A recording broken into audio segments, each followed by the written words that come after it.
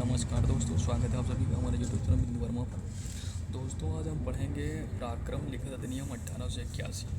आपका एग्ज़ाम है और यूजीसी नेट, और यहाँ तक कि इसका उत्तराखंड जुडिशरी में तो नहीं पूछा जा रहा, लेकिन हाँ छत्तीसगढ़ जुडिशरी और बिहार की जुडिशरी एग्ज़ाम में से पूछा जाता है। तो सबसे पहले बात करेंगे हम पराक्रम लिखित अधिनियम में। तो पराक्रम लिखित का क्या अर्थ है? पराक्रम लिखित एक लिखित अनुबंध है जो एक व्यक्ति से दूसरे व्यक्ति को लाभ की गारंटी देता है। मतलब एक व्यक्ति से, सबसे पहली बात तो इसमें है कि एक लिखित अनुबंध है। अनुबंध यानी कि संविदा, जो एक व्यक्ति से दूसरे व्यक्ति को लाभ की गारंटी देता है। क्या? फ़ायदे की गारंटी देता है। अगर इसको हम दूसरे शब्दों में समझें तो यह एक हस्तांतरणीय हस्ताक्षरित दस्तावेज है। हस्तांतरणीय मतलब क्या? किसी को दे सकते हो, और किसके द्वारा? हस्ताक्षर के द्वारा, जो धारक को भविष्य में मांगे जाने पर एक निश्चित राशि देने का वादा करता है। यानी कि प्रेजेंट में क्या होता है? फिक्स जो है राशि देने का वादा करता है। और भुगतान करने वाले व्यक्ति को क्या कहा जाता है? इसमें प्रदाता कहा जाता है। पराक्रम लिखित एक दस्तावेज होता है जिसके जरिए किसी निश्चित व्यक्ति को एक निश्चित रकम देने की गारंटी दी जाती है। इसमें मांगने पर या किसी तय समय पर चुकाना होता है। पराक्रम लिखितों को खरीदा बेचा जा सकता है और इनकी कानूनी स्वामित्व एक व्यक्ति से दूसरे व्यक्ति को आसानी से हस्तांतरित किया जा सकता है। पराक्रम लिखित को एक हम उदाहरण समझते हैं, जैसे प्रामिसरी नोट होते हैं, बैंक नोट होते हैं, डिमांड ड्राफ्ट होते हैं, चेक होते हैं, बिल ऑफ एक्सचेंज होते हैं। ये सब प्राकृत लिखन के उदाहरण हैं। और इसको जो परिभाषित किया गया है, हमारी जो एनआईए है, एनआईए का जो सेक्शन है 13 के अंतर्गत बताया गया कि पराक्रम लिखित का मतलब है वचन पत्र, विनिमय पत्र, चेक। यानी इसके अंदर हमको 3 चीज़ें याद रखनी है। एक तो वचन पत्र, दूसरा विनिमय पत्र, एक्सचेंज, और चेक। फिर इसका जब हम देखते हैं अर्थ को कि पराक्रम शब्द का अर्थ क्या होता है, तो इसका अर्थ होता है हस्तांतरणीय, यानी किसी को देने योग्य। और इसका जो लिखित का अर्थ होता है कानूनी असर पैदा करने वाला दस्तावेज, जिसमें कानून का जो है एक तरीके से असर होना चाहिए, ऐसा पैदा करने वाला एक दस्तावेज होता है। फिर इसमें कुछ महत्वपूर्ण फैक्ट हैं जो आपको पढ़ के जाना है, और जुडिशरी एग्जाम में एकदम छपे मिलने वाले हैं। कैसे? ब्रिटिश इंडिया के समय यह कानून बनाया गया था, पहली बात तो बताई है। फिर इसको इम्पीरियल लेजिस्लेटिव काउंसिल द्वारा यह कानून बनाया गया था, क्योंकि उस समय संसद हमारी नहीं होती थी। और ये अधिनियम संख्या जो है 26 था, और ये 1 मार्च 1882 को लागू हुआ था। यह कानून तीसरे विधि आयोग की सिफारिश पर लगाया गया था। यह कानून तीसरे विधि आयोग की सिफारिश पर लगाया गया था। धारा 13 में पराक्रम लिखित की परिभाषा दी गई है, और इसके अंतर्गत वचन पत्र, विनिमय पत्र, चेक आते हैं। यह वाणिज्यिक क्षेत्र में लागू होने वाला कानून है। यह एक लिखित दस्तावेज है जो निश्चित व्यक्ति को निश्चित राशि देने का वचन देता है। इसकी विशेषता है कि यह हस्तांतरण किया जा सकता है, यह लिखित होता है, इस पर समय एवं दिनांक लिखी हुई होती है, निश्चित राशि लिखी होती है। और वर्ष 2018 में इसमें संशोधन किया गया था। इसका 2018 का संशोधन जो एनआईए का है, 1/9/2018 को लागू हुआ था, जो 2018 का एक्ट नंबर 20 था। फिर हम बात करेंगे इसमें जो एक वर्ड आपको परेशान करता है, हुंडी। हुंडी क्या होता है? हुंडी शब्द संस्कृत के हुंड शब्द से जड़ से बना है, जिसका अर्थ है इकट्ठा करना। प्राचीन काल में हुंडी एक पत्र था जिसके जरिए व्यापारी आपस में लेन देन करते थे। हुंडी आधुनिक युग के चेक या बिल ऑफ एक्सचेंज जैसी ही थी। हुंडी व्यवस्था मध्यकालीन भारत में व्यापारिक लेन देन का एक पारंपरिक तरीका था। आप सब लोग हुंडी को देख पा रहे होंगे, ये पुरानी हुंडी व्यवस्था थी। चलिए हम लोग शुरुआत करते हैं। आइए, 1 मार्च 1882 ये परिवर्तन में आया। 1 अप्रैल 1988 धारा 38 से 142 जोड़ी गई। 6 फरवरी 2003 से धारा 143 से 147 जोड़ी गई। 15 जून 2015 को धारा 142 ए जोड़ी गई, और 2 अगस्त 2018 को इसकी धारा 243 ए और 248 जोड़ी गई। तो कुल सेक्शन इसमें हो गई 148। एक्ट नंबर 26 पता ही है, चैप्टर 17 इसमें कुल पता ही है आप लोग को। धारा 1 की बात करते हैं। धारा 1 कहती है कि ये लागू कहाँ पर होगी और एक कहाँ पर लागू नहीं होगी। ये संपूर्ण भारत पर लागू होगा। 31 अक्टूबर 2019 को ये J&K में भी लागू होगा, यानी जम्मू कश्मीर में भी। और ये कहाँ नहीं लागू होगा? ये इंडियन पेपर करेंसी एक्ट 1871 की धारा 21 और लोकल भाषा में लिखित पर लागू नहीं होता है। फिर हम लोग पराक्रम को देख ही चुके हैं कि पराक्रम के अंतर्गत क्या आता है। अब हम लोग बात करेंगे इसमें कितने प्रकार के लिखतों के प्रकार बताए गए हैं जो आपको मैचिंग में पूछा जाता है। धारा 11 जैसे अंतर्देशीय लिखत, धारा 12 विदेशी लिखत, धारा 13 पराक्रम लिखत, धारा 17 संदिग्धार्थी लिखत, धारा 19 मांग पर देय लिखत और धारा 20 स्टाम्पित अधूरी लिखत। ये मैचिंग में आ जाता है। तो मैंने एक साथ सारी चीज़ों को लिख दिया है। धारा 11, 12, 13, 17, 19 और 21। 11 अंतर्देशीय, 12 विदेशीय, 13 पराक्रम लिखत, 17 संदिग्धार्थी लिखत, 19 मांग पर देय लिखत और 20 स्टाम्पित लिखत।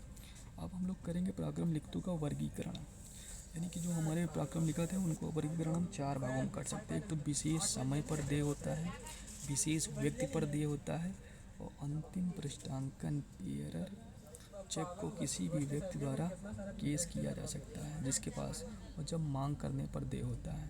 यानी एक तो समय, एक आदेश, एक वाहक और एक डिमांड करने पर। फिर इसकी सेक्शन 2 तो इसकी निश्चित हो गई है। हम लोग सेक्शन 3 देखते हैं। सेक्शन 3 में पहली एक ऐसा तुमको एक्ट मिलेगा जिसमें कि सेक्शन में जो परिभाषा खंड है उसमें एक परिभाषा है बैंकार। बैंकार के अंतर्गत पूछा जाता है क्वेश्चन कि बैंकार के तौर पर कार्य करने वाला व्यक्ति बैंकार के अंतर्गत आता है और कोई भी जो बचत बैंक या डाकघर आता है। फिर हम लोग सेक्शन 4 देखते हैं वचन पत्र। वचन पत्र ऐसी लेखबद्ध लिखत है जो बैंक नोटों या करेंसी नोट ना हो। ऐसी शर्त रहित होता है अर्थात इसमें किसी प्रकार की कोई शर्त नहीं लगाई जाती है। प्रोमिसरी नोट का जो है PRO नोट भी कहते हैं। हस्ताक्षर इसमें होता है, रचयिता द्वारा हस्ताक्षरित होती है और वाहक एक निश्चित धनराशि प्राप्त करने के लिए संदाय किया जाता है। इस पर दृष्टांत पूछा जाता है, मैं खा को उसके आदेशानुसार 500 रुपये संदाय करने का वचन देता हूँ।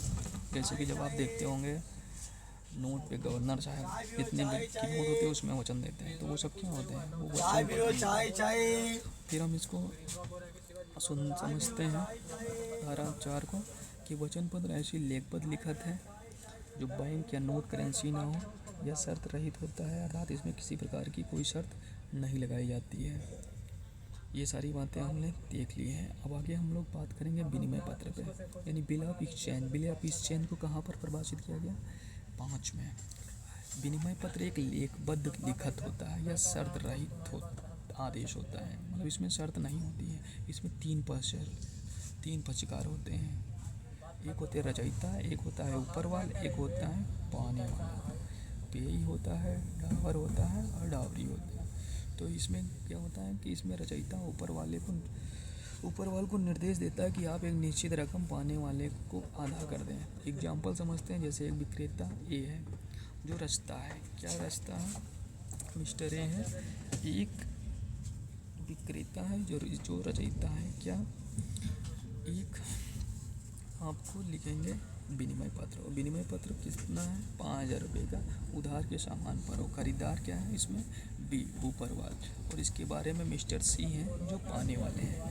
तो इस तरीके से आप ये समझ सकते हैं कि एक दुकानदार है एवं बी खरीदार है। और बी को सामान लेना है और 5,000 का, लेकिन अभी पैसा नहीं है। तब एक निश्चित विनिमय पत्र बनवाएगा, उसे खरीदार द्वारा स्वीकार किया जाएगा एवं ए बी को निर्देश देगा कि आप 5,000 रुपये सी को 3 माह में आधा कर देंगे।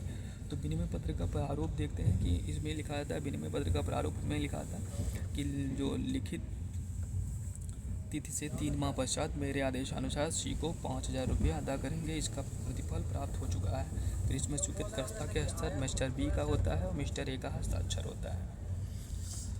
फिर हम लोग सेक्शन में क्या बात कही गई है उसको हम एग्जैक्ट देख लेते हैं कि विनिमय पत्र एक ऐसा लेखबद्ध कथन है जिसमें एक निश्चित व्यक्ति को एक या निर्देश देने वाला उसके रचयिता द्वारा हस्ताक्षरित आशर्त आदेश अंतर्विष्ट हो कि वह एक निश्चित व्यक्ति को या उसके आदेश अनुसार या उस लिखत के वाहक को ही धन की राशि निश्चित संदत्त करेगा। धारा 6 क्या बात करती है, चेक के बारे में। चेक यानी कि चेक क्या होता है, चेक एक विनिमय पत्र ही होता है जो निर्दिष्ट बैंकर को लिखा गया हो और जो मांग पर दे हो, बिना शर्त भुगतान का आदेश।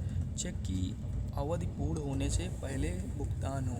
इसमें 3 पक्षकार होते हैं, एक तो रचयिता, एक ऊपरवाल, एक पाने वाला।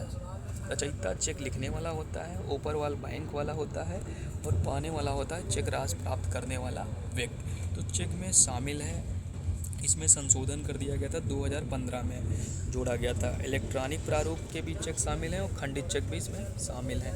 यानी इससे जो इलेक्ट्रॉनिक प्रारूप के चेक होते हैं इसे ऑनलाइन ही भरा जाता है और ऑनलाइन ही बैंक को भेजा जाता है और ऑनलाइन ही भुगतान किया जाता है और हस्ताक्षर भी डिजिटल होते हैं। और जो खंडित यानी क्रॉस चेक जो होता है, जो हम भरकर डब्बे में डालते हैं, उसमें अब स्कैन करके समाज संशोधन ग्रहण हो जाता में भेज दिया जाता है और उसमें कम समय में भुगतान कर देते करके सत्यापन कर देता है। चेक की अवधि कितनी होती है?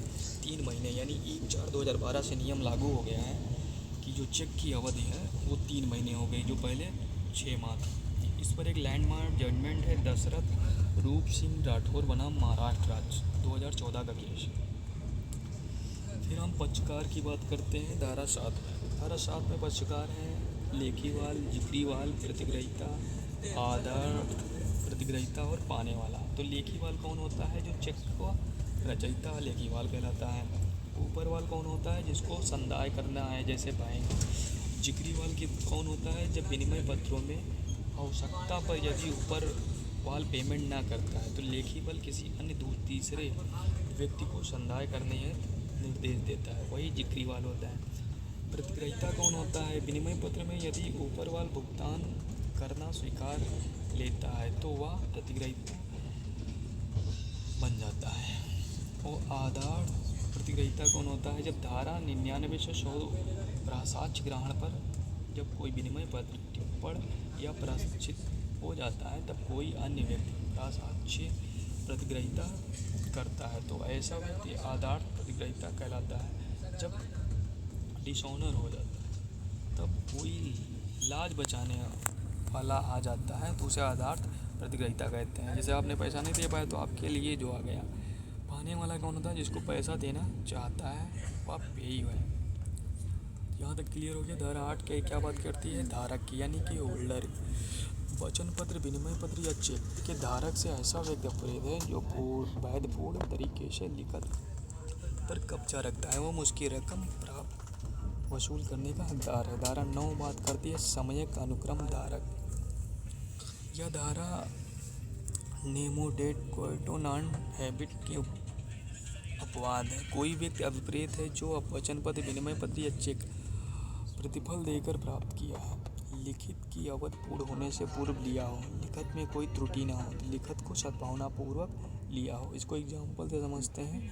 जैसे ए बी कोई लिखत देता है, किसको? सी को, तो बी ने सी को यह लिखत देता है पृष्ठांकन करके कि सी सद्भावनापूर्वक प्रतिफल देकर अवधि से पूर्व प्राप्त करता है तो सी समय अनुक्रमक धारक होगा। क्लियर हो गया यहाँ तक? धारा 10 बात करते हैं समयक अनुक्रम में संदाय। उसी व्यक्ति को धन का संदाय हो जिसको वह पाना है, सद्भावनापूर्वक भुगतान हो, बिना उपेक्षा से भुगतान हो और समयक अनुक्रम में संदान हो। ये बात कहाँ पे की गई? 10 में। धारा 11 जो इम्पोर्टेंट है आपको पढ़ना है, अंतर्देशीय लिखत। यदि वह भारत में रचित है और भारत का निवासी है, भारत में ही उसका भुगतान हुआ है तो वह अंतर्देशीय लिखत यानी देशी लिखत है। धारा 12 बात करती है विदेशी लिखत, जो भारत में रचित नहीं है, जिसका भुगतान भारत में ना हो। धारा 15 बात करती है पृष्ठांकन की। पृष्ठांकन से तात्पर्य है यदि लिखत के मुख्य भाग या पृष्ठ पीछे के भाग पर हस्ताक्षर कर दे तो कौन करेगा? रचयिता या धारक द्वारा। इसी प्रक्रिया को पृष्ठांकन कहते हैं। एग्जाम्पल में देखते हैं, ए बी को कोई लिखत देता है और पृष्ठांकन करके तो ए पृष्ठांकन करने वाला तथा बी पृष्ठांकित कहलाएगा। अगर बी जो धारक है वह अगर सी को अंतरण करेगा तो वह भी पृष्ठांकन कर सकता है। फिर हम लोग बात करेंगे धारा 16 में। धारा 16 कहता है पृष्ठांकन निरंक या पूर्ण। निरंक का मतलब होता है जब पृष्ठांकन केवल अपना नाम हस्ताक्षरित करता है तो वह निरंक पृष्ठांकन कहलाता है। और पूर्ण कब होता है? जिसमें रकम भरकर पाने वाले का नाम लिख दिया जाता है एवं अन्य कोई निर्देश जोड़ दिया जाता है, तो वह पूर्ण पृष्ठांकन होता है। तो निरंक और पूर्ण पृष्ठांकन आप समझ गए होंगे कहाँ पे बात की गई है? धारा 16 में।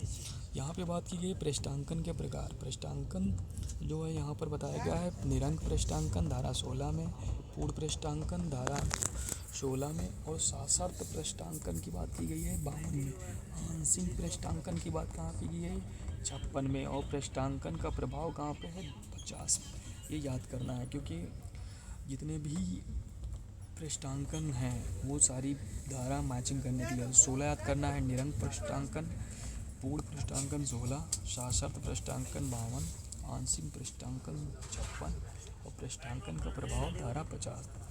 धारा 18 कहती है अगर रकम अंकों और शब्दों में भिन्न लिखा है तो वह शब्दों में लिखी रकम को मान्यता मिलेगी। धारा 21 क्या बात करती है? दर्शन पर, उपस्थापन पर, द्रुपदेशन पर, at sign and the present after sign, यानी कि यह विनिमय पत्र एवं विनिमय पत्र पर लागू होता है। मांग पर देय होता है क्या? दर्शन पत्र और उपस्थापन पर मांग पर देय होता है, और दर्शनोपरांत वचन पत्र में और विनिमय पत्र में। दर्शनार्थ उपस्थापन के पश्चात और विनिमय पत्र में प्रतिग्रहण या अप्रतिग्रहण के लिए टिप्पणी या अप्रतिग्रहण के लिए प्रसाक्ष्य के बाद होता है। परिपक्वता कब आती है? मैच्योरिटी कब आती है? वचन पत्र विनिमय पत्र की परिपक्वता उस तारीख से होती है जिसको वह शोध्य हो जाता है, यानी कि उस रकम को आप भुना सकते हैं, प्राप्त कर सकते हैं। ये बात कहाँ पे की गई है? 22 में। अनुग्रह दिवस की बात क्या क्या आता है? यानी कि वचन पत्र एवं विनिमय पत्र एक अभिव्यक्त नहीं किया है कि वह मांग पर देय है या दर्शन पर या उपस्थापन, तो परिपक्वता उस तारीख के तीसरे दिन होती है जिसको उसका देय होना अभिव्यक्त होता है। जिस दिन मतलब वो अभिव्यक्त होता है उसके तीसरे दिन वो परिपक्व हो जाती है, बात की गई है। अनुग्रह दिवस उन लिखतों में होगा जिसमें आफ्टर साइन लिखा होता है। जैसे कोई लिखत की अवधि 3 माह बाद पूरी हो रही है तो वह 3 दिन और बढ़ जाएंगे आफ्टर साइन वाले में से सिर्फ। तो आफ्टर साइन में साइन हो तो 3 दिन के बाद और पे ही होगा। विनिमय पत्र में एक्सेप्टेंस के लिए गणना होगी। फिर धारा 23 बात करती है विनिमय पत्र एवं वचन पत्र की परिपक्वता की गणना कब से होगी? मास की गणना के हिसाब से। अगर कोई विनिमय पत्र एवं वचन पत्र किसी तारीख के बाद दे हैं तो उस तारीख को उस महीने के दिन समाप्त होता है। जैसे 10/1/2025 से 3 माह, तो 10/4/2025 के बाद परिपक्व होगी। अगर किसी महीने में अवधि खत्म होगी, उसका कोई संगत नहीं है, तो अवधि उस महीने के आखिरी दिन समाप्त हो जाएगी। एग्जाम्पल 30 जनवरी से 1 माह बाद अवधि पूरी होनी है, लेकिन फरवरी में 30 तारीख नहीं होती है, तो उसकी जो आखिरी तारीख 28-29 होगी उस दिन समाप्त मानी जाएगी। अगर कोई विनिमय पत्र वचन पत्र किसी निश्चित घटना के बाद दे तो उस घटना के घटित होने के दिन से संगत दिन को परिपक्वता का दिन माना जाएगा। जैसे ए ने कहा बी की मृत्यु के 3 माह बाद, तो उस घटना के घटित होने के दिन से संगत दिन अर्थात 3 माह पश्चात परिपक्व मानी जाएगी। अब सेक्शन पढ़ेंगे 24 बात करती है विनिमय पत्र वचन पत्र की गणना किस दिन से होती है। तो इस गणना में उस दिन को छोड़ दिया जाता है जिस दिन विनिमय पत्र वचन पत्र परिपक्व होता है। इस गणना में स्वीकृत या दर्शन के लिए प्रस्तुतिकरण के दिन को भी छोड़ दिया जाता है। इस गणना में अस्वीकृत के लिए विरोध के दिन भी को छोड़ दिया जाता है। इस गणना में जिस दिन कोई घटना घटती है उसी भी छोड़ दिया जाता है। धारा 25 कहती है परिपक्वता के दिन लोक अवकाश है अगर तो इस अगले कारोबारी दिन परिपक्व माना जाएगा। अगले नेक्स्ट नहीं, प्रीवियस पूर्व कारोबारी दिन माना जाएगा। धारा 25। चैप्टर नंबर 3 हम देखते हैं वचन पत्रों विनिमय पत्रों चेकों के पक्षकार। धारा 26 कहता है सामर्थ्य हर व्यक्ति जो संविदा करने के लिए सक्षम है अप्राप्त वह है। धारा 27 अभिकरण अवयक्ष भी ऐसे लिखत तैयार पृष्ठांकित प्रदान कर सकता है जिसमें स्वयं को छोड़कर सब पक्षकार आबद्ध हो जाएंगे। अभिकरण में क्या है? एजेंसी के मामले में धारा 26 ने वर्णित ऐसा हर व्यक्ति जो अपने को आबद्ध करने के लिए या आबद्ध होने के लिए इस प्रकार सामर्थ्य है वह अपने प्राधिकृत अभिकर्ता द्वारा अपने आप को आबद्ध कर देगा या आबद्ध हो सकेगा। फिर बात करता है दायित्व। दायित्व की बात की गई है सेक्शन 28, 29, 30, 31, 32, 35 और 40 में। कैसा दायित्व है? हस्ताक्षर करने वाले अभिकर्ता का दायित्व कहाँ पे है? 28 में। 29 में कहता है विधिक प्रतिनिधि द्वारा हस्ताक्षर करने पर उसका दायित्व। धारा 30 है लेखीवाल का दायित्व। धारा 31 में चेक के ऊपर वाल का दायित्व। धारा 32 में है वचन पत्र के रचयिता एवं विनिमय पत्र के स्वीकारकर्ता का दायित्व। और धारा 35 में है पृष्ठांकन का दायित्व। और धारा 40 में है पृष्ठांकन के दायित्व का उन्मोचन। यानी पहला दायित्व है 28 में अभिकर्ता का, दूसरा है लीगल रिप्रेजेंटेटिव का 29 में, 30 में है लेखीवाल का, फिर 31 में है चेक या ऊपरवाल का दायित्व, फिर वचन पत्र के रचयिता या विनिमय पत्र के स्वीकारकर्ता का दायित्व 32 में है, 35 में है पृष्ठांकन का दायित्व और पृष्ठांकन के दायित्व का उन्मोचन है 40 में।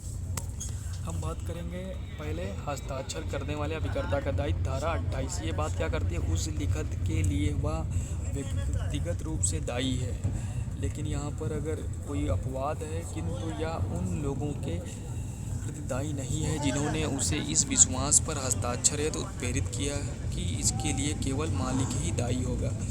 धारा 29 बताती है विधिक प्रतिनिधि द्वारा हस्ताक्षर करने पर उसका दायित्व, वह स्वयं दायी होगा। यहाँ पर अपवाद है उन अस्थियों की सीमा तक जहाँ तक उन्हें दायित्व को साफ तौर पर सीमित कर दिया गया है। धारा 30 कहती है लेखीवाल का दायित्व। विनिमय पत्र एवं चेक का लेखीवाल। अगर चेक अनादर हो गया है तो आर्तक को इसकी सूचना देनी होगी, वह धारक को प्रतिकर देने में बाध्य होगा। धारा 31 कहता है चेक के ऊपर वाल का दायित्व। अगर लेखीवाल के खाते में पर्याप्त राशि है फिर भी बैंक की ग्राहक के चेक को बाउंस करता है तो उसे क्षतिपूर्ति के लिए दायी होना होगा। 32 कहता है वचन पत्र के रचयिता एवं विनिमय पत्र के स्वीकारकर्ता का दायित्व। जिस दिन वह परिपक्व हो रहे हैं उनको पेमेंट करना होगा, अगर ड्राफ्ट कर दिया है तो प्रतिकर देना होगा। 35 कहता है पृष्ठांकन का दायित्व। जिसने पराक्रम लिखत हस्ताक्षर कर दिया है जब कोई संविदा नहीं है, जैसे ए बी को चेक देता है, बी सी को आगे चेक पृष्ठांकन करके दे देता है। अगर अब यदि सी को पेमेंट नहीं मिले तो प्रतिकर बी को देना होगा। यहाँ पर अपवाद है, अगर एक्सेप्ट यहाँ पर देखते हैं यदि कोई पराक्रम लिखत पर या लिख दे कि वह आगे इसके लिए दायी नहीं है तो वह नहीं। क्या है? पृष्ठांकन के दायित्व का उन्मोचन। धारा 40 में अगर कोई व्यक्ति किसी उस लिखत को खराब कर दे या नष्ट कर दे जो पृष्ठांकन है तो उसका अब कोई दायित्व नहीं होगा। फिर धारा 43 भी इसी में पढ़ लेते हैं। बिना किसी प्रतिफल या ऐसे प्रतिफल के लिए जो विफल हो जाए बनाया गया पराक्रम लिखत लेन देन के पक्षों के बीच भुगतान का दायित्व नहीं बनाता है। फिर अगला चैप्टर हम पढ़ेंगे चैप्टर नंबर 4, जो चैप्टर नंबर 4 करता है 46 धारा इसकी परिधान की यानी डिलीवरी की। तो कोई वचन पत्र की रचना या विनिमय पत्र को स्वीकार कर रहे हैं या चेक किसी को दे रहे हैं तो उसका परिधान पूरा होता है वास्तविक एवं आणविक रूप से। रीड सेक्शन जो है 14, जब कोई वचन पत्र, विनिमय पत्र या चेक किसी व्यक्ति को इस तरह से हस्ताक्षरित किया जाता है कि वह व्यक्ति उसका धारक बन जाता है तो उसे लिखत को पराक्रम कहा जाता है। हस्ताक्षरण क्या है? धारा 43 और 48। हस्तांतरण के बारे में क्या है कि परिधान द्वारा पराक्रमण और पृष्ठांकन द्वारा पराक्रमण। तो परिधान द्वारा पराक्रमण वाहक को दे वचन पत्र, विनिमय पत्र, चेक उसके परिधान द्वारा पराक्रम। और जो पृष्ठांकन द्वारा बात की गई 48 बन गया। आदेशानुसार दे वचन पत्र, विनिमय पत्र, चेक के धारक द्वारा पृष्ठांकन एवं परिधान द्वारा पराक्रम। फिर हमको पढ़ना है धारा 51 जो इम्पोर्टेंट है, कौन पराक्रमण कर सकता है। तो हर एक रचयिता लेखीवाल पाने वाला, पृष्ठांकती और संयुक्त रचयिता लेखीवाल पाने वाला भी पराक्रमण कर सकेगा यदि धारा 50 के अंतर्गत अपवर्जित नहीं किया गया है। धारा 60 क्या कहती है? पराक्रम लिखत की पराक्रम्यता कब तक बनी रहेगी? धारा 60 के अनुसार पराक्रम लिखत की पराक्रम्यता तब तक बनी रहेगी जब तक कि उसका भुगतान या संतुष्टि नहीं कर दी जाती है, लेकिन प्रयोक्ता के पराक्रम परिपक्वता के पराक्रम नहीं है। अध्याय हम लोग 5 पढ़ेंगे। जो उपस्थापन के बारे में बात करता है। साधारण यहाँ पे प्रावधान है 63 में, ऊपरवाल को विचार विमर्श करने हेतु समय ऊपरवाल को 48 घंटे का समय ले सकता है। ये बात आप लोग को याद करके जाना है। ये 48 जो घंटे का समय है ये यहाँ पर पूछा जाता है। सेक्शन कौन सी है? 63। ऊपरवाल को विचार विमर्श करने हेतु समय ऊपरवाल को 48 घंटे का समय ले सकता है। फिर यहाँ पर आपको सेक्शन पढ़नी है थी 61 क्या करती है? विनिमय पत्र 61 करती है कि प्रतिग्रहण के लिए उपस्थापन स्वीकार के लिए प्रस्तुत करनी जरूरी है। अगर प्रस्तुति में समय या जगह तय नहीं है तो उचित खोज के बाद हस्ताक्षर के पास समक्ष पेश करेंगे। फिर धारा इसमें हमको देखनी होती 62 वचन पत्र की बात है कि वचन 62 क्या कहती है कि वचन पत्र को दर्शन के लिए उपस्थापित करना नियत समय एवं कारोबारी दिन में पेश करना होगा। फिर हम इसमें पढ़ेंगे सेक्शन जो है 64 संदाय के लिए उपस्थापन मतलब संदाय मतलब देने के लिए। तो इसमें क्या कहा गया कि वचन पत्र विनिमय पत्र या चेक को भुगतान के लिए प्रस्तुत करना जरूरी है। अगर प्रस्तुति में गड़बड़ी हो है तो दूसरे जो पक्ष का धारक के प्रति दायी नहीं होगा। अगर समझौते में ऐसा प्रावधान है तो डाक से पंजीकृत पत्र से भेजकर भी प्रस्तुत कर दिया जा सकता है। धारा 65 है उपस्थापन के लिए समय बैंक के कारोबार के समय में पेश करना। फिर धारा यहाँ पर हमको 67 पढ़नी होती है किस्तों में देय वचन पत्र का संदाय करने के लिए उपस्थापन हर एक किस्त के संदाय के लिए नियत दिन तारीख के पश्चात तीसरे दिन प्रस्तुत करना चाहिए। फिर हम 67 के बाद हम लोग पढ़ेंगे सेक्शन जो है 68 विनिर्दित स्थान में ही उपस्थापन किया गया हो। ठीक है, तो फिर हम लोग क्या करेंगे पढ़ेंगे इन धाराओं में ज़्यादा बातें नहीं पूछी यार। अगला चैप्टर पढ़ेंगे चैप्टर नंबर 6 संदाय और ब्याज के विषय में। तो 78 क्या कहती है संदाय किससे किया जाता है? संदाय किसे किया जाता है? तो जो लिखत का धारक है उसे मिलेगा।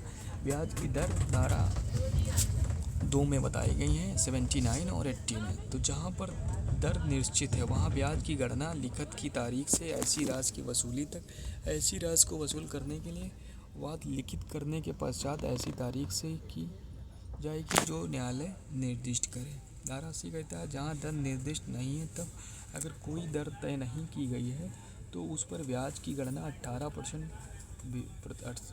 की दर से की जाएगी। उस तारीख से जिस तारीख को भुगतान किया जाना था रकम जब तक प्राप्त ना हो और राशि वसूल करने के लिए वाद दाखिल करने के पश्चात ऐसी तारीख से की जाएगी जो न्यायालय निर्दिष्ट करे। फिर हम लोग चैप्टर नंबर 7 पढ़ते हैं जो दायित्व से उन्मोचन बताता है वचन पत्र विनिमय पत्र या चेक से। 82 कहते हैं दायित्व से उन्मोचन कौन उन्मोचित करेगा? रचयिता प्रतिग्रहिता और पृष्ठांकन। कैसे होंगे? इन 3 तरीकों से। एक तो रद्दकरण करके धारक द्वारा निर्मुक्ति द्वारा धारक द्वारा संदाय उन्मोचन से सभी पक्षकारों द्वारा। यहाँ पर नोट करके याद रखना है कि चेक के मामले में बैंक में चेक को सही तरीके से जमा करने पर लेखीवाल का दायित्व खत्म हो जाता है। 84 कहती है जब चेक समयक रूप से उपस्थित नहीं किया हो अगर चेक नियत समय में पेश नहीं किया तो वह लेखीवाल को उससे नुकसान हुआ हो तो लेखीवाल उसके दायित्व से मुक्त होगा। उदाहरण इसमें देख लेते हैं। 1000 रुपये के लिए चेक लिखता है और जब उपस्थित किया जाना चाहिए था उस समय बैंक में संदाय हेतु रुपया था। चेक उपस्थापित किए जाने से पूर्व बैंक फेल हो जाता है तो लेखीवाल उन्मोचित हो जाता है किंतु धारक चेक की रकम के लिए बैंक के विरुद्ध अपना दावा साबित कर सकता है। सेक्शन 87 क्या कहती है? तात्विक परिवर्तन का प्रभाव। पराक्रम लिखत में किसी तरह का बदलाव उस व्यक्ति के विरुद्ध शून्य हो जाता है जो उसमें पक्षकार था और उसकी सहमत नहीं ली गई थी। चैप्टर नंबर 8 कहता है अनादरण की संसूचना यानी नोटिस ऑफ डिसऑनर। अनादरण की बात है धारा 91 और 92 में। अब प्रतिग्रहण द्वारा अनादरण जब ऊपरवाल या ऊपरवालों में से कोई एक प्रतिग्रहण में व्यतिक्रम करता है या स्वीकार करने में नाकाम रहता तब वह बिना अनादरण माना जाएगा। फिर बात की जाता है 92 में संदाय द्वारा अनादरण। और संदाय द्वारा अनादरण कैसे होता है कि अगर कोई व्यक्ति वचन पत्र, विनिमय पत्र या चेक का भुगतान तय समय में नहीं करता है तो उसे भुगतान न करने के कारण अनादरित माना जाएगा। 93 क्या कहती है, सूचना के बारे में बात करती है। इसके साथ हम सेक्शन 102 भी पढ़ते हैं, परासाज की सूचना किसके द्वारा होगी, धारक द्वारा सूचना किसको दी जानी है, उन सभी अन्य पक्षकारों को जिन्हें धारक उस पृथक जिम्मेदार बनाना चाहता है। उन कई पक्षकारों में से किसी एक को जिसने धारक संयुक्त रूप से जिम्मेदार बनाना चाहता है। क्लियर हो गया। फिर हम पढ़ेंगे 94 क्या कहती है, अनादरण की सूचना देने का तरीका। सूचना किसे देनी है, उस व्यक्ति के प्राधिकृत अभिकर्ता को। अगर वह मर चुका है तो उसके विधिक प्रतिनिधि को। अगर वह व्यक्ति दिलवालिया हो गया तो उसके समुदेशित को देना होगा। सूचना का क्या नियम है कि मौखिक दे सकते हो, लिखित डाक द्वारा भेजी जा सकती है, या अभिव्यक्त या युक्त अर्थान्वयन द्वारा सूचना दी जा सकती है। किसके बारे में, अनादरण की सूचना के देने की तरीका है। कहाँ पे बात की गई है, 94 में। सूचना कब देंगे, सूचना अनादरण के बाद उचित समय के अंदर देनी होगी। सूचना कहाँ भेजना होता है, व्यवसाय या कारोबार के स्थान पर या उस पक्षकार के निवास स्थान पर भेजी जानी चाहिए। फिर बात करी जा रही है, सूचना डाक द्वारा सही पते पर भेजी जाती है और गलत जगह चली जाती है। तो ऐसी सूचना गलत जगह चली जाने से वह सूचना अविद्यमान नहीं हो जाती है। फिर 95 बात क्या करती है, अनादरण की सूचना पाने वाला पक्षकार उसे प्रेषित करेगा। मतलब सूचना पाने वाला पक्षकार किसी पूर्व सूचना को अपने प्रति दायी करने हेतु युक्त समय के अंदर सूचना देगा। 95 कहता है। 96 क्या कहती है, अगर अपने अभिकर्ता को नोटिस दिया है तो एजेंट अपने मालिक को सूचना देने के लिए उतने ही समय का हकदार होगा, मानो वह धारक हो। 97 कहता है, जबकि वह पक्षकार जिससे सूचना दी गई है मर गया है तो तब यदि नोटिस सूचना भेजने वाले को इसका पता नहीं है कि वह मर गया है तो तब नोटिस सूचना पर्याप्त होगा। 98 क्या होती है, कब अनादरण की सूचना देना आवश्यक नहीं है, जब हकदार पक्षकार उसको देने से मना कर दे, लेखीवाल ने जब काउंटर पैसा मांग लिया हो, जब उसको कोई ऐसा नुकसान सूचना के अभाव से नहीं हुआ है, बहुत ढूंढने पर भी पार्टी नहीं मिल रही है, तब जरूरी नहीं है। जब किसी स्वीकारकर्ता भी लेखीवाल हो तो आवश्यक नहीं है। जब लिखित पराक्रम नहीं है तब नहीं है। जब पार्टी को पता है लेकिन वह वचन देता है कि वह पे कर देगा तो वह भी जरूरी सूचना नहीं है। चैप्टर नंबर 9 इंपॉर्टेंट है, टिप्पण और प्रसाच के बारे में पूछ लेता है। टिप्पण की बात कहाँ पे गई, 99 में। 99% लोग दूसरों के ऊपर टिप्पणी ही करते हैं, तो ये याद रख लेना। 99 पूछी जाएगी, मिलेगी तो बताना हमें। जब विनिमय पत्र, वचन पत्र अनादरण को हो तो अप्रतिग्रहण द्वारा या असंदाय द्वारा धारक ऐसे अनादरण को पब्लिक नोटिस से नोट करवाएगा। अनादर के बाद उचित समय के भीतर नोटिस टिप्पण करानी चाहिए। नोटिस में अनादरण का कारण, तारीख, नोटरी शुल्क होना चाहिए। धारा 100 बताता है प्रासाज के बारे में। प्रासाज का मतलब समझते हैं, जब पब्लिक नोटिस द्वारा युक्त समय टिप्पणित कर प्रमाणित करेगा, ऐसा प्रमाण पत्र प्रासाज कहलाता है। बेहतर प्रतिभूत के लिए प्रोटेस्ट या प्रासाज कब किया जाएगा, जब विनिमय पत्र का प्रतिग्रहित दिवालिया हो गया हो। पहले बिल परिपक्व होने से धारक क्या करेगा कि फिर अधिक युक्त समय में प्रतिभूति मांग सकेगा और प्रतिभूत देने से इनकार करे तो ऐसे तथ्यों को नोटिस करवाएगा। फिर 101 धारा बात करती है प्रासाज के अंतर्वस्तु, केवल इतना पूछा था कहाँ पे है, तो 101 में पढ़ लेना। 102 बात करती है प्रासाज की सूचना, जब वचन पत्र, विनिमय पत्र का प्रासाचिक कराया जाना विधि द्वारा अपेक्षित है तो प्रासाज की सूचना नोटरी पब्लिक द्वारा दी जाएगी जो प्रासाज करता है। यहाँ तक बात हो गई। अब अगला चैप्टर पढ़ेंगे, चैप्टर नंबर 10। चैप्टर नंबर 10 की धारा 105 इंपॉर्टेंट है, जो बताता है रीजनेबल टाइम के बारे में, यानी युक्त समय के बारे में। युक्त समय के उदाहरण के लिए लिखित की प्रकृति, व्यवहार की प्रायिक चर्चा और लोक अवकाश के दिनों को वर्जित किया जाएगा, यानी छोड़ दिया जाएगा। धारा 106 में बात की जा रही है अनादरण की सूचना देने हेतु युक्त समय। तो अगर धारक व एवं व पक्षकार जिसे अनादरण की सूचना दी गई है अलग अलग जगहों पर रहते हैं या कारोबार करते हैं, तो सूचना डाक से या अनादर के अगले दिन भेजी जाएगी तो वह युक्त समय माना जाएगा। और यदि एक ही जगह रहते हैं, कारोबार करते हैं, तो सूचना उचित समय के अंदर देनी चाहिए, अनादरण के अगले दिन। ये बातें इंपॉर्टेंट है एग्जाम के हिसाब से। चैप्टर नंबर हम 11 पढ़ेंगे। चैप्टर 11 क्या कहता है? आदरणार्थ प्रतिग्रहण और संदाय के विषय में तथा आवश्यकता की दशा में निर्देशन के विषय में। तो 108 क्या कहता है? आदरणार्थ प्रतिग्रहण विनिमय पत्र में जो स्वीकार करता है वह संदाय के लिए मना कर दे, तब कोई अन्य व्यक्ति धारक की सहमत से उसके भुगतान हेतु आदरणार्थ प्रतिग्रहण स्वीकार कर सकेगा। धारा 109 क्या कहता है? कोई व्यक्ति सम्मान के लिए स्वीकार कैसे कर सकता है? तो कहता है कि उन्हें बिल पर लिखना होगा कि वह पृष्ठांकन के सम्मान स्वरूप उसे स्वीकार कर रहे हैं। कहाँ पे बात की गई है? 109 में।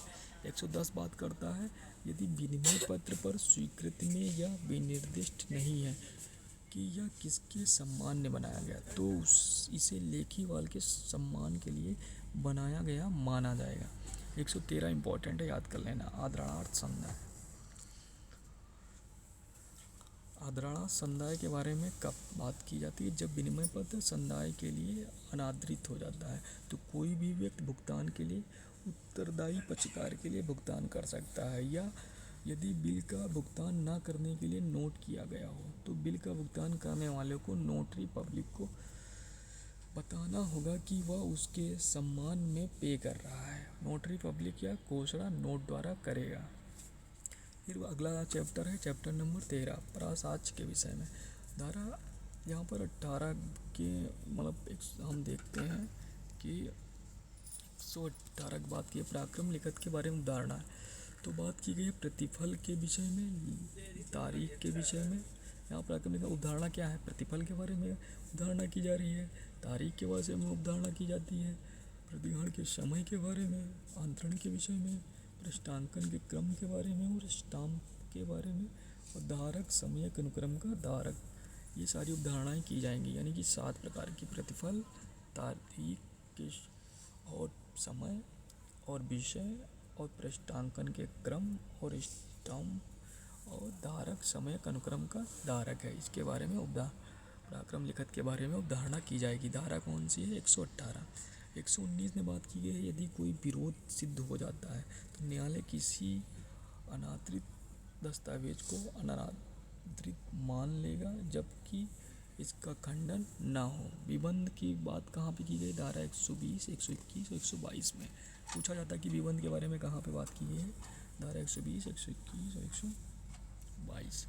120 क्या कहती है कि पराक्रम लिखत के निर्माता लेखीवाल प्रतिग्रहीता को धारक द्वारा समय पर दायर किए गए मुकदमे में उसकी वैधता से इनकार करने से रोकती है। क्या करती है? पराक्रम लिखत के निर्माता जो उसका निर्माण कर रहा है, लेखीवाल प्रतिग्रहीता को धारक द्वारा समय पर दायर किए गए मुकदमे में उसकी वैधता से इनकार करने से रोकती है। 21 क्या बात करते हैं कि वचन पत्र का निर्माता या विनिमय पत्र का स्वीकारकर्ता अदाता की लिखत को समर्थन देने की क्षमता से इनकार नहीं कर सकता है। 122 क्या बात करती है? किसी भी पूर्ववर्ती पक्षकार के हस्ताक्षर या अनुबंध करने की क्षमता को अस्वीकार करने से किसी पृष्ठांकन को रोकता है। 122 धारा बताती है। 104 अब हम पढ़ेंगे चैप्टर नंबर 14 जो बताती है क्रॉस चेकों के विषय में। ये चैप्टर एक बार पूछा गया कि क्रॉस चेकों के बारे में कहाँ बताया गया है? चैप्टर नंबर 14 में। 123 धारा यहाँ पे पढ़ना बहुत इंपॉर्टेंट है कि साधारणतः क्रॉस किया हुआ चेक के मुख्य भाग को काटती हुई 2 समांतर आड़ी रेखाओं के निशान में कोई नाम लिख भी सकते हैं और नहीं भी। जैसे क्रॉस 2 समांतर रेखा क्रॉस के बीच में कुछ नाम लिख सकते हैं। इनके खाते में ही जमा करने का निर्देश देते हैं। इसे जो है इसके खाते में ही जमा किया जाता है क्रॉस चेक। इसके साथ सेक्शन 126 भी तो आपको पढ़ लेना चाहिए।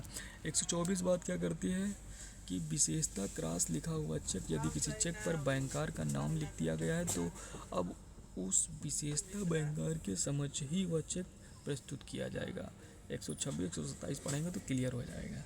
जैसे कि क्लास 2 चेक बनाया, आपने लिख दिया HDFC बैंक।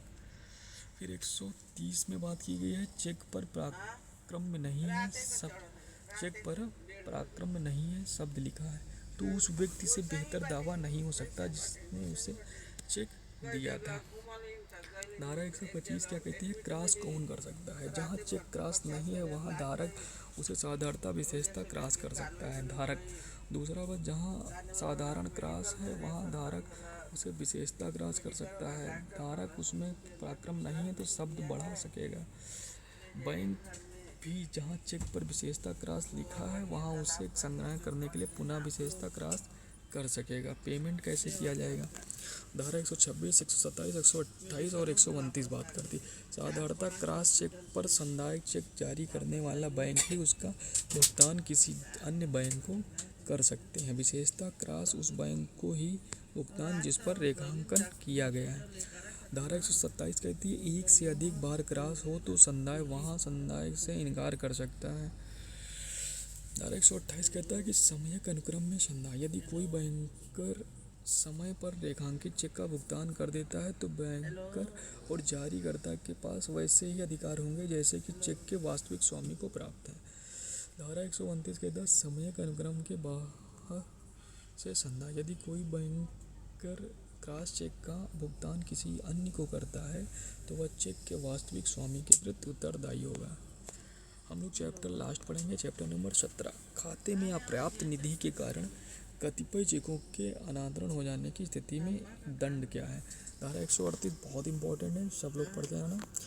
खाते में निधि की अपर्याप्तता इत्यादि के कारण चेक का अनादरण। चेक क्या है, धारा 138 को देखने से पहले यह समझना आवश्यक कि चेक क्या है। अधिनियम की धारा 6 के अनुसार चेक एक प्रकार का विनिमय पत्र है। चेक लिखने वाले व्यक्ति को और चेक को रुपये का भुगतान करने वाले का डावर और डावरी, और जो व्यक्ति रुपये का प्राप्त करता है वो पेयी होता है। धारा 138 बताती है कि डिसऑर्डर यानी अनादरित चेक कब अपराध बन जाती है। चेक को केवल बाउंस हो जाता है ही पर्याप्त नहीं है, उसे अपराध बनाने के लिए 3 शर्तों को पूरा होना आवश्यक है। पहली शर्त है कि सबसे पहले चेक को लिखे जाने की तारीख के 3 महीने के भीतर बैंक में प्रस्तुत करना चाहिए।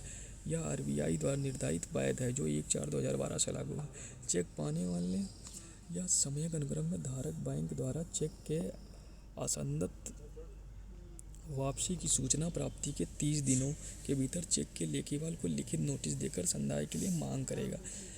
ऐसी लिखित नोटिस की प्राप्ति के 15 दिनों के भीतर लेखीवाल धनराशि संदाय करने में असफल रहता है तो उसके 1 माह के भीतर परिवाद प्रस्तुत कर सकता है, जो सेक्शन 141C बताती है। क्लियर हो गया यहाँ तक।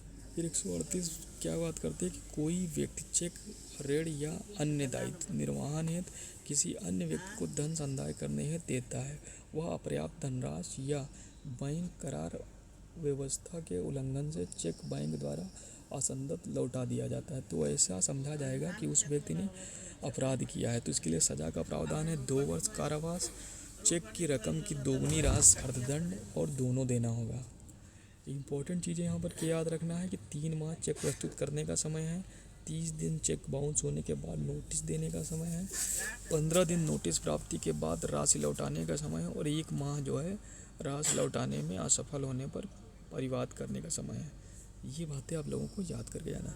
3 महीने किस लिए है, चेक प्रस्तुत करने का समय है। 30 दिन किस लिए है, चेक बाउंस होने के बाद नोटिस के लिए है। 15 दिन किस लिए है, नोटिस प्राप्ति के बाद राशि लौटाने का समय है। 1 माह कब है, राशि लौटाने में असफल होने पर वाद प्रस्तुत करने के लिए। इस पर एक केस है कौशल्या देवी मसंद बनाम रूप किशोर खोरे का केस है 2011, और एक है रंगप्पा बनाम श्री मोहन 2010 का। एक है इंडियन बैंक एसोसिएशन बनाम यूनियन ऑफ इंडिया का।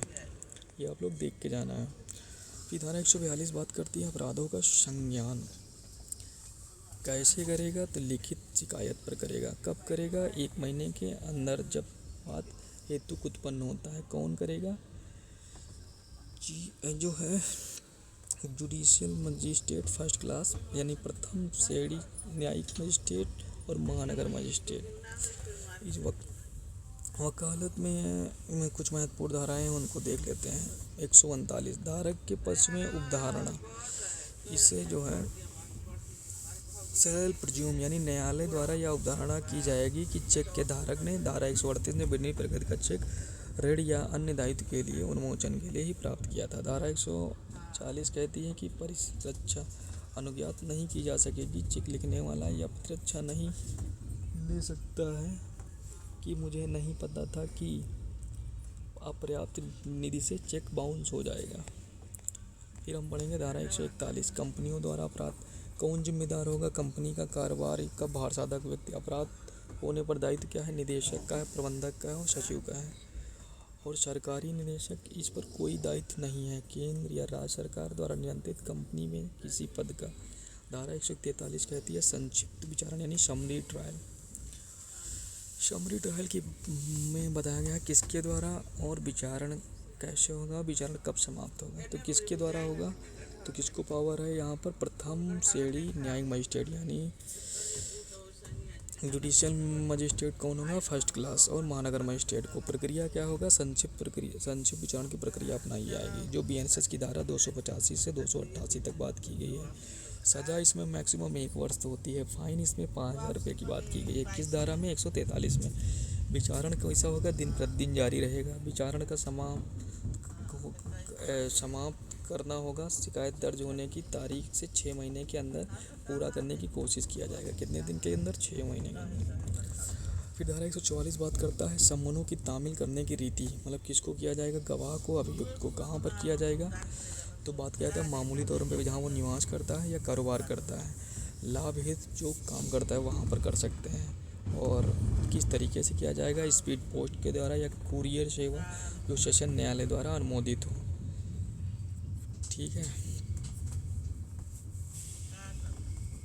धारा 145 बात करती है शपथ पत्र पर साक्ष्य। परिवादी का साक्ष्य जो है शपथ पत्र पर दिया जा सकता है। अभियोजन या अभियुक्त के आवेदन पर ऐसे व्यक्ति को कोर्ट सम्मन करेगा जिसमें शपथ पत्र पर साक्ष्य दिया जाता है परीक्षा करने के लिए। धारा 146 कहता है बैंक की पर्ची। बैंक की पर्ची को एक साक्ष्य माना जाता है। बैंक की पर्ची पर लिखा चेक बाउंस होने पर प्रथम दृष्टया साबित माना जाएगा। बैंक एक पर्ची जारी करता है जिस पर चेक के अनादर का संकेत देने वाला आधिकारिक चिन्ह होता है। धारा 147 कहता है अपराध का समनीय होना। बीएनएस 2023 में किसी बात के होते हुए भी इस अधिनियम के अधीन दंडनीय प्रत्येक अपराध जो है समनीय होगा। तो अब हम लोग कुछ 2015 का अमेंडमेंट में लैंडमार्क जजमेंट था उसको देख लेंगे। दशरथ रूप सिंह राठौर बनाम स्टेट ऑफ महाराष्ट्र 2014।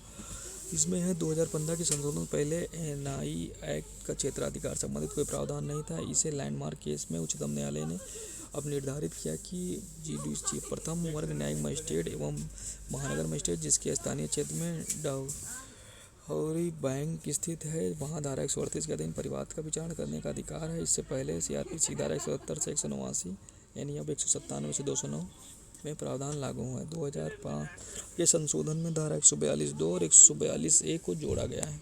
तो इस तरीके से बात आपने चेक कर ली। फिर 142(2) है अधिकारिता के बारे में बात करता है। किसी न्यायालय द्वारा जांच विचारण किया जाएगा। मतलब किस न्यायालय द्वारा? तो खाते के माध्यम से, अन्यथा धारक या समय के अनुक्रम में पाने वाला व्यक्ति जिस बैंक की भाषा की शाखा जहां स्थित है वहां स्थानीय अधिकारिता में या खाते के लिए न देकर कैश निकालने के लिए चेक दिया है तो जहां लेखीवाल खाता बनाए रखता है उस शाखा पर अधिकारिता होगी। ठीक है। 142(a) क्या कहती है? लंबित मामलों में अंतरण का विधिमान्यकरण। 2015 का संशोधन से धारा 142(2) जोड़ी गई है और इसके अनुसार अधिकारिता रखने वाले न्यायालय में केस अंतरित कर दिया है तो इसे विधिमान अंतरण माना जाएगा और मानवान हमेशा प्रवृत्त रहेगा। 2 में कहता है कि लेखीवाल के विरुद्ध एक केस लंबित है और धारा 142 के अधीन या 142(1) के अधीन केस ट्रांसफर किया सही कोर्ट में और उस लेखीवाल के विरुद्ध दोबारा केस होता है वह केस उस लंबित केस वाले न्यायालय में ही फाइल किया जाएगा। तीसरी बात याद रखना है, जब सेम लेखीवाल हैं, सेम पाने वाले हैं, तो यदि लेखीवाल एक से अधिक चेक देता है तो और वह सभी बाउंस होते हैं और अलग अलग कोर्ट में परिवाद दर्ज होता है, तो 2015 के संशोधन के बाद सभी लंबित केस उस कोर्ट में होंगे जिससे पहले परिवाद किया गया था, अंतरण कर दिया जाएगा। फिर पराक्रम लिखित अधिनियम 2018 का संशोधन किया गया था 143 है और 148। अंतरिम प्रतिकर यानी विचारण के दौरान संक्षिप्त विचारण का शमन, मामले में दोषी होने का अभिवाद ना करें। बी कहता है अन्य किसी मामले में आरोप विचारण किए जाने पर मैक्सिमम 20% चेक राशि और प्रतिकर आदेश की तारीख से 60 दिन के भीतर पर्याप्त कारण हो तो 30 दिन और बढ़ा सकते हैं। यदि अभियुक्त दोषमुक्त हो जाता तो अंतरिम प्रतिकर पुनः प्रतिवादी को लौटाना होगा, ब्याज के साथ जो वित्तीय वर्ष में लागू हो। 60 दिन में लौटा दिया जाएगा या अंतिम 30 दिन एक्स्ट्रा दिया जाएगा। बीएनएसएस 2023 की धारा 461 के अधीन जुर्माना वसूल सकते हैं। मतलब इसमें क्या कह रहा है कि कौन से चरण पर मिलता है तो कितना और कब भुगतान कर सकता है, और इसके बारे में बात किया गया है कि इसमें अंतरिम राज सभा यानी अपील के दौरान। तो कौन से चरण पर मिलता है? दोष सिद्धि के विरुद्ध लेखीवाल द्वारा की गई अपील में अपीलार्थी को न्यायालय आदेश दे सकेगा। कितना दे सकेगा? मैक्सिमम 20%। 143A में दिए गए प्रतिफल का 20%। कब भुगतान करेगा? आदेश की 60 दिन तारीख 30 दिन बढ़ा सकता है, पुनः भुगतान 60 दिन, वही नियम है। तो जुर्माना वसूल लिया जाएगा। कुछ केस हैं इसमें जो आप लोग को पढ़ के जाना चाहिए। जयलक्ष्मी नटराज बनाम जीना एंड कंपनी 1996 का कंपनी के निदेशक का प्रतिनिधित्व दायित्व के बारे में बात की गई थी कि उच्चतम न्यायालय ने इस केस में अब निर्धारित किया कि धारा 138 के तहत आरोपी कंपनी की प्रबंध निदेशक को दोषी ठहराया और उसकी यह दलील के बावजूद कि उन्हें कंपनी के दिन प्रतिदिन के प्रशासन ने भाग नहीं लिया और उन्हें इसके मामले की जानकारी नहीं थी, फिर भी उनको दोषी ठहराया गया। फिर अगला केस एक है डालमिया सीमेंट भारत लिमिटेड बनाम Galaxy tender and agency limited 2001। Supreme court ने माना कि धारा 138 चेक जारी करने वाले के लिए सख्त दायित्व का निर्धारण करती है। किसमें? डालिया सीमेंट भारत लिमिटेड कंपनी में। फिर अगला एक केस है जो है MSR लेदर्स बनाम पलानिया फंड एंड अदर्स कम 2013 का केस है, जिसमें सर्वोच्च न्यायालय ने निर्धारित किया कि चेक के दूसरे या लगातार अनादर पर आधारित शिकायत तब तक स्वीकार्य है जब तक कि पहले चेक के अनादर पर आधारित कोई शिकायत दर्ज नहीं की गई है। किसने बताया गया था? MSR लेदर्स बनाम पलानिया फंड एंड अदर्स 2013 के केस में। एक केस आपको पढ़ के जाना है, राजा बनाम तीजराज शुराना 2019 का केस है, जिसमें उच्चतम न्यायालय ने धारा 143A को प्रभावी माना। कहा कि 2018 के संशोधन के बाद ही कि इस धारा के प्रावधान लागू हैं। श्यामपाल बनाम दयावती बसोया एंड अदर 2016 केस है, जिसमें सर्वोच्च न्यायालय ने कहा कि NIA एक्ट से उत्पन्न मामले में यदि दोनों लेन देन एक ही धारा का हिस्सा है तो क्रमिक सजाओं को एक साथ चलाने का निर्देश दिया जा सकता है। फिर अगला केस है कैनबरा बैंक बनाम Canara sales corporation and others 1987 case है। इसमें सुप्रीम कोर्ट ने कहा कि जब नज़दीकीकरण के लिए प्रस्तुत चेक पर जाली हस्ताक्षर होते हैं तो बैंक को ऐसे चेक के आधार पर भुगतान करने का कोई अधिकार नहीं है। बैंक ऐसे चेक द्वारा कवर की गई राशि को ग्राहक से डेबिट करके कानून के विरुद्ध कार्य किया जाए। तो इस तरीके से आप सभी ने ये पूरा एक्ट कंप्लीट कर लिया और आप सभी ने इतना अच्छे से मेरे साथ पढ़ाई की, इसके लिए बहुत बहुत धन्यवाद। जय हिंद दोस्तों।